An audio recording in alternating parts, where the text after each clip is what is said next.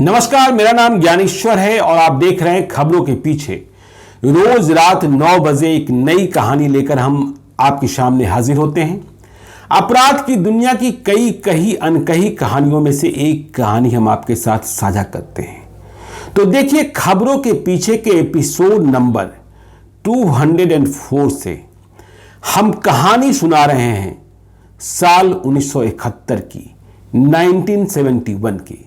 इस कहानी को सुनाने में हमने बहुत मेहनत करी है। हमारे दर्शकों की मांग थी।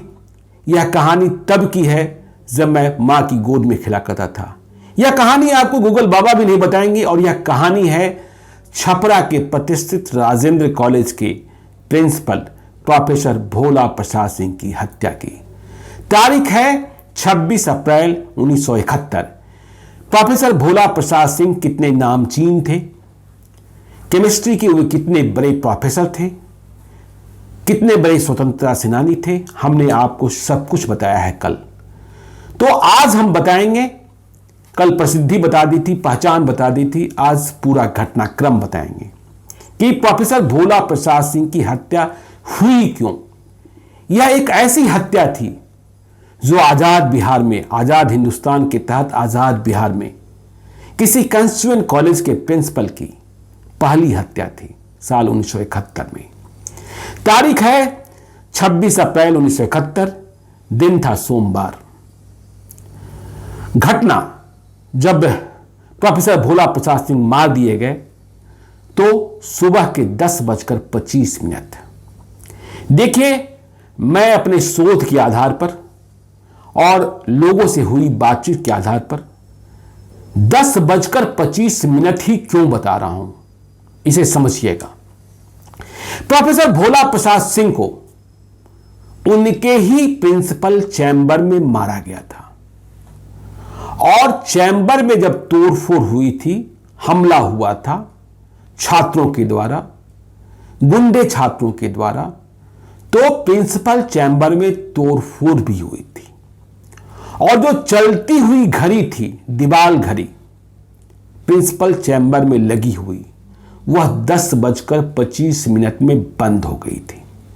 इसलिए घटना का समय 10:25 हम मानते हैं 26 अप्रैल 1971 को।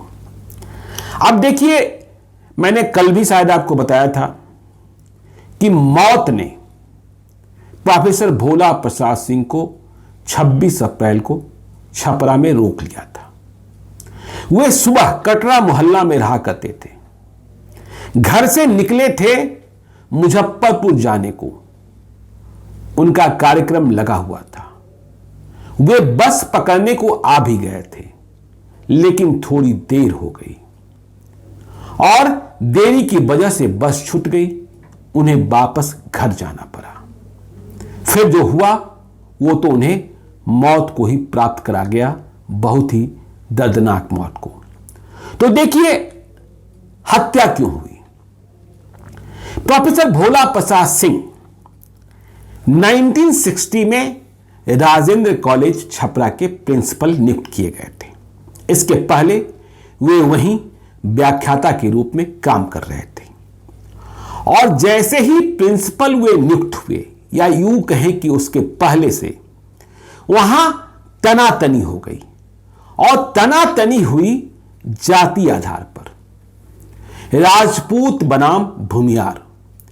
प्रोफेसर भोला प्रसाद सिंह जाति से भूमिहार थे, छपरा के स्थानीय भी नहीं थे। वे मूल रूप से पटना के बाढ़ के जमालपुर गांव के रहने वाले थे। तो राजेंद्र कॉलेज छपरा में जो पढ़ने वाले छात्रों की संख्या थी, उनमें राजपूत और भूमिहार छात्रों का बाहुल्य था। तो प्रोफेसर भोला प्रसाद सिंह की नियुक्ति का विरोध राजपूत जो तबका था या जो गुट था वो करने लगा, लेकिन प्रिंसिपल नियुक्त हो गए थे तो हो गए थे। तो ये कास्ट बार कॉलेज के भीतर कई घटनाक्रम हुए थे। उन घटनाक्रमों के बारे में भी आपको हम जानकारी देंगे। तो ये कास्ट बार चलता रहा और परिस्थितियां स्थितियां ऐसी बनती गई कि प्रोफेसर भोला प्रसाद सिंह को भूमियार जमात का नेता मान लिया गया, जबकि दूसरी ओर कॉलेज में हिस्ट्री डिपार्टमेंट के एक और प्रोफेसर थे, सीनियर प्रोफेसर थे, जिनका नाम था प्रोफेसर फुलेना प्रसाद सिंह। वे भी दबंग थे। उन्होंने राजपूत गुट का नेतृत्व करना शुरू किया और अब इन दोनों गुटों में तनातनी चलने लगी। जातीय आधार पर छात्रों में भी बंटवारा हो गया। भूमिहार छात्र प्रोफेसर भोला प्रसाद सिंह प्रिंसिपल का जिंदाबाद करने लगे, तो राजपूत छात्र प्रोफेसर फुलेना प्रसाद सिंह का। कॉलेज के हॉस्टल में भी छात्र रहते थे और आसपास कई लॉजेस भी थे, जहां भी छात्रों का रहना जातीय आधार पर होता था। तो देखिए, पृष्ठभूमि तो बहुत पहले से तैयार थी, लेकिन तात्कालिक कारण क्या बना? सब कुछ 26 अप्रैल 1971 को ही नहीं हुआ था। पृष्ठभूमि बन गई थी 24 अप्रैल 1971 को ही, मतलब शनिवार को, हत्या की तारीख से 2 दिन पहले। केमिस्ट्री डिपार्टमेंट के प्रोफेसर हुआ करते थे, जिनका नाम था प्रोफेसर आरसी राय। वे भूमिहार थे, तो भूमिहार थे तो प्रिंसिपल के गुट में। तो वे कक्षा लेने को अपने क्लासरूम में जा रहे थे। जब वे क्लासरूम के पास पहुंचे तो उन्होंने देखा कि बाहर बरामदे पर रविंदर सिंह, एक छात्र था जो राजपूत छात्रों के गुट का लीडर था, वह जमा है। उसके साथ और कई छात्र हैं। हल्ला गुदाल कर रहा है, इतना शोर कर रहा है कि कक्षा ठीक से संचालित नहीं हो सकती है। अब रविंदर सिंह ऐसा क्यों कर रहा था नहीं पता, लेकिन ये जो प्रोफेसर आरसी राय थे, उन्होंने रविंदर सिंह को समझाने और डांटने की कोशिश की कि तुम ऐसा मत करो, यहां से चले जाओ, क्लास चलने दो। लेकिन रविंदर सिंह जो राजपूत छात्रों का लीडर था, वह प्रोफेसर आरसी राय से तन गया। कहा जाता है कि आरसी राय के साथ बदतमीजी की गई। खैर, क्लास हुआ। क्लास जब खत्म हुआ तो इसके बाद झगड़ा और बढ़ गया। अब ये रविंदर सिंह राजपूत छात्रों का लीडर था, बदतमीजी प्रोफेसर आरसी राय के साथ हो गई थी जो भूमिहार थे। तो इसका परिणाम यह निकला कि जब भूमिहार छात्रों को यह मालूम हुआ कि प्रोफेसर आरसी राय के साथ बदसलूकी की गई है, तो ये भूमिहार छात्र रविंदर सिंह के साथ भिड़ गए। रविंदर सिंह की भी एक जमात थी राजपूत छात्रों की। तो इस भिड़ंत में शनिवार को ही मारपीट हो गई। अब कॉलेज का माहौल गर्म हो गया। तो आगे 25 अप्रैल 1971 दिन रविवार, कुछ भी नहीं हुआ, कॉलेज बंद था, शांति रही। लेकिन 26 अप्रैल घटना के दिन सुबह से ही कॉलेज गर्म था। देखिए, प्रोफेसर भोला प्रसाद सिंह प्रिंसिपल तो आए नहीं थे, उन्हें छपरा जाना था, बस छूट गई थी, वापस घर जा चुके थे, तो वे घर पर ही थे। सुबह में 9 बजे यह हुआ 26 अप्रैल को कि फिर से सारे भूमिहार छात्र, जिनकी भिड़ंत शनिवार को रविंदर सिंह जमात के साथ हुई थी, और ये भूमिहार छात्र इस बात से गुस्सा थे कि उनकी जाति के प्रोफेसर आरसी राय के साथ इन छात्रों ने, मतलब राजपूत छात्रों ने बदसलूकी की है, मारपीट की है, उत्तेजित होकर जमा हो गए थे। तो जो ये भूमिहार छात्र 26 अप्रैल 1971 को पहली बार सुबह में जमा हुए, उत्तेजना के साथ, गुस्से के साथ, बदले की भावना के साथ, उन्होंने सबसे पहले राजपूत जमात के एक और प्रोफेसर, जिनका नाम प्रोफेसर सालीग्राम सिंह था, वे फिजिक्स के प्रोफेसर थे, उन्हें धुन दिया। तो अब देखिए, भूमिहार छात्रों ने प्रोफेसर सालीग्राम सिंह को धुना। जब मारपीट होने लगी तो कॉलेज के कुछ दूसरे टीचर व स्टाफ वहां पहुंचे। किसी तरीके से इन भूमिहार छात्रों के हमले से प्रोफेसर सालीग्राम सिंह को बचाया गया और उन्हें जीप में सवार कर उनके घर तक पहुंचा दिया गया। अब प्रोफेसर शालिग्राम सिंह की पिटाई की खबर फिर से जब रविंदर सिंह को लगी, मतलब राजपूत छात्रों का अगुआ, तो वह और आग बबूला हो गया। अब उसे लगा कि आज बदला लेना ही लेना है। तो अब बदला किससे लिया जाए? तो बदला अब इन्होंने सोच लिया कि इससे उससे नहीं, सीधे प्रोफेसर भोला प्रसाद सिंह से लेते हैं। कहते हैं कि ये बड़ी संख्या में छात्र इकट्ठा हुए रविंदर सिंह के साथ, और माहौल को इतना उत्तेजित किया गया कि अपने घर पर आराम कर रहे प्रिंसिपल साहब को कॉलेज आना पड़ा। तो कॉलेज में कुछ घटनाएं घट रही हैं, इस बात की जानकारी प्रिंसिपल प्रोफेसर भोला प्रसाद सिंह को घर पर लग गई थी।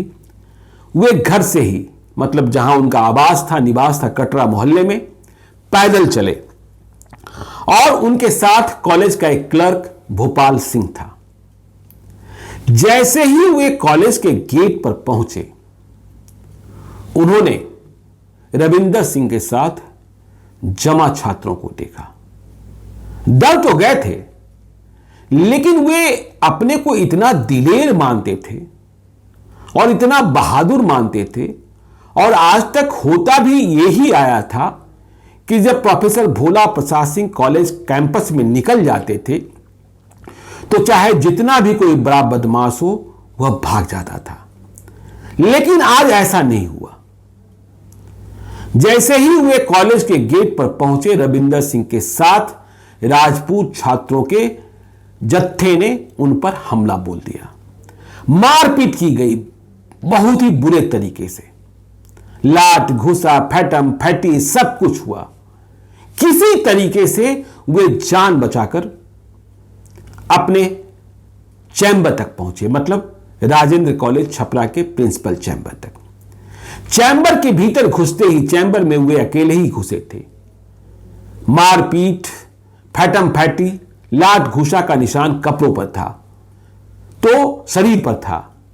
तो उन्होंने चैम्बर में घुसते ही अपने को भीतर से बंद कर लिया, क्योंकि उन्हें पता था कि फिर से हमला हो सकता है। सिर्फ भीतर से ही बंद नहीं किया, जो कॉलेज के दूसरे कर्मचारी और प्रोफेसर थे, जो प्रोफेसर भोला प्रसाद सिंह के साथ सहानुभूति रखते थे, उन्होंने प्रिंसिपल चैम्बर को अब बाहर से भी लॉक कर दिया ताकि कोई भीतर घुस न सके। लेकिन ये जो रविंदर सिंह के साथ जमा राजपूत लड़के थे, वे इतने उत्तेजित थे, अब उनकी संख्या और अधिक हो गई जब मालूम हो गया कि प्रिंसिपल के साथ लड़ाई हो गई। अब ये भाला, गरासा, चाकू, छुरा, तलवार सब कुछ लेकर इकट्ठा हो गए थे। पिस्तौल और कट्टा नहीं था।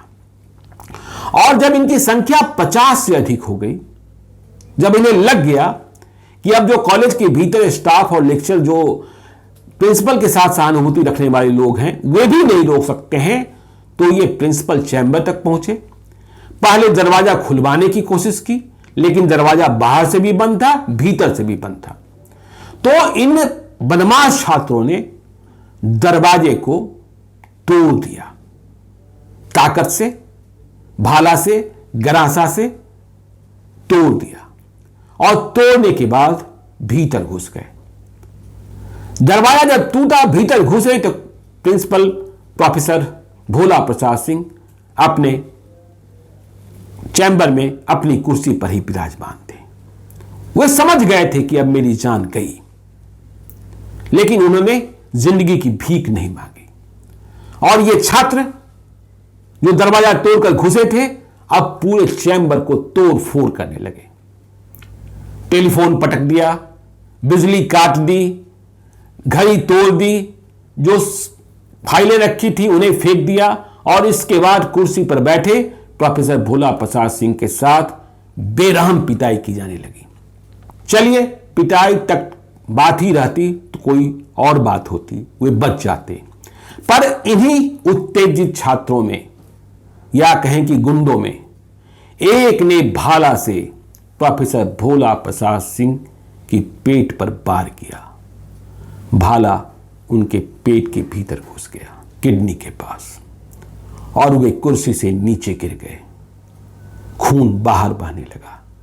जब वे गिरे, भाला शरीर के भीतर गया और खून बाहर आने लगा, तो ये हमलावर छात्र भाग गए। इसके बाद पुलिस आई। पुलिस ने अपनी गाड़ी पर जो एक वैन मंगवाई गई थी, उस पर उन्हें लादकर अस्पताल ले जाया गया। अस्पताल में करीब आधे घंटे तक वे जीवित रहे और मौत के पहले 11 बजे मौत का समय लिखा है, उन्होंने पीने को पानी मांगा था। तो इस तरीके से प्रोफेसर भोला प्रसाद सिंह की हत्या हो गई। अब इस हत्या में और क्या राजनीति हुई? क्या पुलिस की भूमिका भी संदेह के घेरे में रही? क्या पुलिस मौके पर पहुंचकर भोला प्रसाद सिंह की जान बचा सकती थी? ये सारे सवाल उठने लगे। प्रोफेसर भोला प्रसाद सिंह की हत्या की खबर जब शहर को लगी, तो पूरे छपरा शहर में तनाव फैल गया। शासन प्रशासन ने तुरंत निषेधाज्ञा 144 की घोषणा कर दी, 144 लागू कर दिया गया। शहर में कर्फ्यू सा माहौल हो गया। सारी दुकानें बंद हो गई। भूमिहार छात्रों का गिरोह भी सड़क पर उतर आया और इसके बाद शहर में तोड़फोड़ भी होने लगी। प्रोफेसर भोला प्रसाद सिंह की हत्या की खबर छपरा से लेकर मुजफ्फरपुर से लेकर पटना तक पहुंची। पुलिस की भूमिका क्या रही, यह एक बड़ा विषय था। कहा यह जाता है कि जो भूमिहार बनाम राजपूत की तनातनी चल रही थी, उसमें एक पात्र तो प्रोफेसर भोला प्रसाद सिंह थे ही, एक शिक्षाविद होने के अलावा, एक प्रिंसिपल होने के अलावा। एक बात रिसर्च के दौरान और देखने को मिलता है कि जो पिछला पार्लियामेंट चुनाव हुआ था उस समय में, उस दौरान किसी बात को लेकर, किसी उम्मीदवार के समर्थन और विरोध को लेकर जो छपरा के एसडीओ थे, एसडीएम थे, उनके साथ प्रोफेसर भोला प्रसाद सिंह का तकरार हो गया था, विवाद हो गया था। इस विवाद के बाद जो प्रशासन है वह भी प्रिंसिपल राजेंद्र कॉलेज की मदद में बहुत आगे नहीं आता था। 24 अप्रैल 1971 को जो घटनाएं कॉलेज में घटी थी, क्या इस बात की जानकारी पुलिस को नहीं थी? यह बात समझ से परे अब भी दिखती है। लेकिन 26 अप्रैल 1971 को सुबह से जो घटनाएं चल रही थी, इसकी जानकारी पुलिस को लग गई थी। यह बात मुझे प्रतीत होती है जब मैं रिसर्च में जाता हूं। देखिए, ये जो राजेंद्र कॉलेज छपरा था, वो भगवानपुर थाना क्षेत्र के अधीन था। तो मैं जब उन दिनों की खबरें पढ़ता हूं और लोगों से मैं जब बात कर रहा था, तो यह बात मुझे मालूम होती है और यह देखने को मिलता भी है कि एक है प्रोफेसर राम बहादुर सिंह, जो कॉलेज के डेमोन्स्ट्रेटर हुआ करते थे। उन्होंने 26 अप्रैल 1971 को सुबह 7:30 बजे ही एक छात्र से स्थानीय थाने को इस बात की जानकारी भिजवाई थी कि कॉलेज का माहौल बहुत गर्म है, आज कुछ भी हो सकता है, इसलिए आकर देख लीजिए। लेकिन थाने से कोई देखने नहीं आया। फिर कॉलेज टीचर्स एसोसिएशन के जनरल सेक्रेटरी हुआ करते थे प्रोफेसर ए.के. वर्मा। मैं उनका बयान पढ़ रहा हूं, पुलिस रिकॉर्ड में भी है, अखबारों में भी है। Professor A K. वर्मा का कहना था कि जब सुबह छात्रों ने पहली बार हमला बोला, पहले भूमिहार छात्रों ने, फिर जब राजपूत छात्र इकट्ठा हुए, तो उन्होंने सुबह के 9:50 के करीब, मतलब प्रिंसिपल की हत्या से करीब 35 मिनट पहले, पास के ही, चूंकि कॉलेज का फोन खराब था या काट दिया गया था इन्हीं बदमाशों के द्वारा, पास के ही एक कोल्ड स्टोरेज से थाने को फोन किया था। थाने में मुंशी ने फोन उठाया था। मुंशी को पूरी बात की जानकारी दे दी गई थी। पुलिस वालों का कहना है कि यह कॉल 10:06 में रिसीव हुआ था। लेकिन भगवानपुर थाने की पुलिस तुरंत कॉलेज की ओर कूच नहीं की। इसके पीछे तर्क यह था कि जो भगवानपुर थाने के एसएचओ थे, बड़ा बाबू थे, वे किसी काम को लेकर टाउन थाने में गए हुए थे और मुंशी ने कॉलेज से मिली सूचना को टाउन थाने में फोन कर अपने एसएचओ को बताया था। यहां सवाल यह उठता है कि एसएचओ गए हुए थे, लेकिन जब कॉलेज में इतना सब कुछ चल रहा है, इसकी जानकारी मिल गई, तो फिर भगवानपुर थाने में मौजूद अन्य पुलिस वाले और पुलिसकर्मी कॉलेज की ओर कूच क्यों नहीं किए? यदि ये समय से पहुंच गए होते तो शायद प्रोफेसर भोला प्रसाद सिंह की जान बच जाती।